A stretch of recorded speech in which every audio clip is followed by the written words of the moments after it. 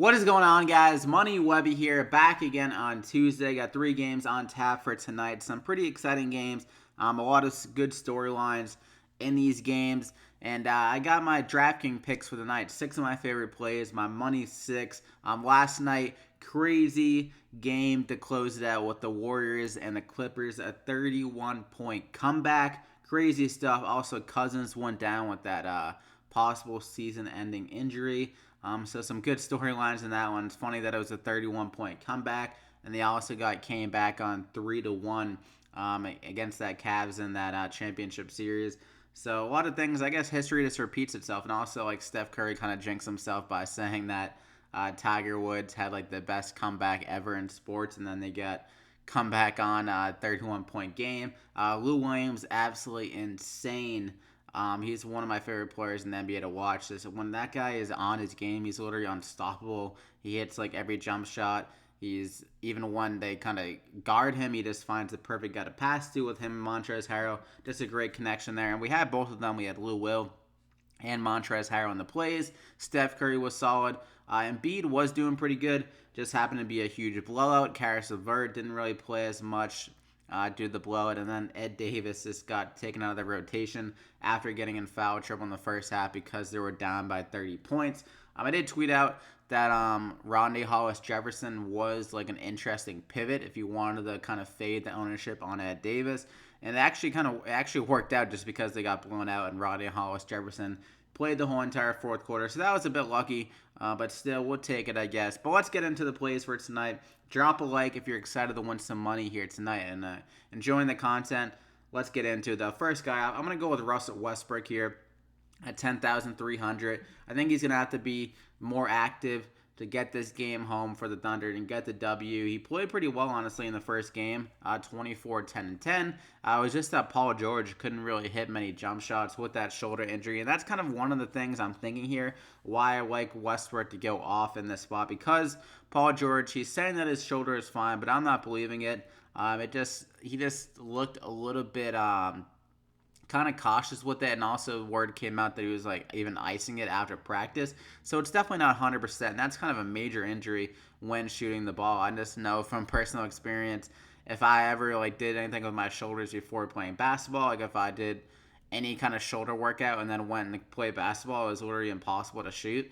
So imagining an NBA player with the shoulder injury trying to shoot 3-point shots, it's definitely going to be a little bit tough. So I think Russell Westbrook is going to put up over 20 shots in this game. He's going to be more active on the glass and just flying all over the place to get this game win and also get the series 1-1, which would be really important for them. So I'm going to go ahead and lock him in there. And also, it's a great price tag for a guy that has that kind of upside. And for my second guy, though, I'm going to go with Kawhi Leonard at 8,100. Similar situation with Russell Westbrook. He's going to have to turn it up a notch in this game. I mean, he can't sit back and watch Kyle Lowry just lose them another game by shooting brick after brick. He's got to go into that Kawhi Leonard extra gear where the guy's unstoppable. Another one of those kind of Lou Williams type scorers.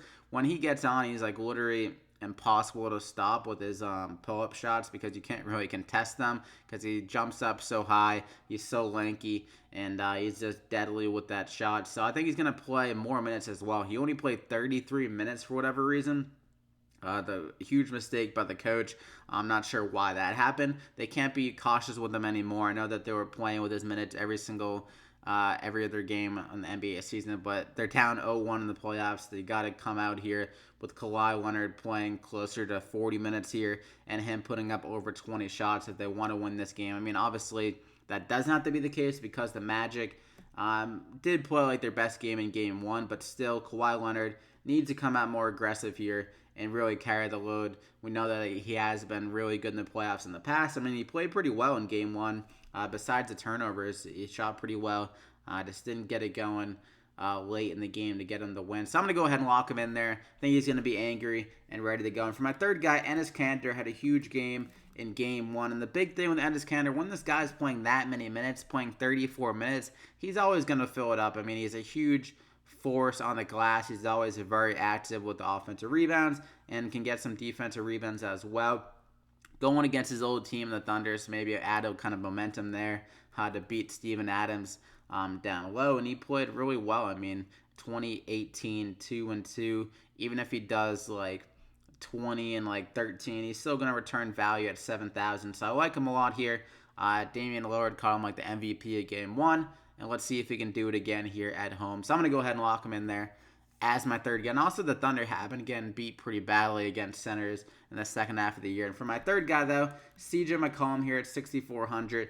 I think this game has like the best shot of staying close and being high scoring. So I think this is a good game to stack. And I'm going to stack with CJ McCollum as well.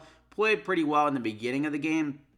I think he had like close to 12 points in the first like quarter, but he kind of slowed down after that. I think he'll have a more complete game here. The shot total is good to see, 24 shots. And if he can just hit a few more of those, maybe fill it up a little bit more with some defensive stats or some more assists, I think he can have a really solid line here. Give us some solid value at 6,400, get us closer to 40 DraftKings points. So I'm going to go ahead and lock him in there as my fourth guy. I'm going to go with Gary Harris. He played really well in game one. It's just that Jamal Murray played terrible. But it's a good thing to see what Gary Harris's minutes are back up. 37 minutes, it's a very encouraging sign. I mean, this is a guy that was averaging around like 30 DraftKings points at the beginning of the year and last year when he was getting his full complement of minutes, which we're seeing recently.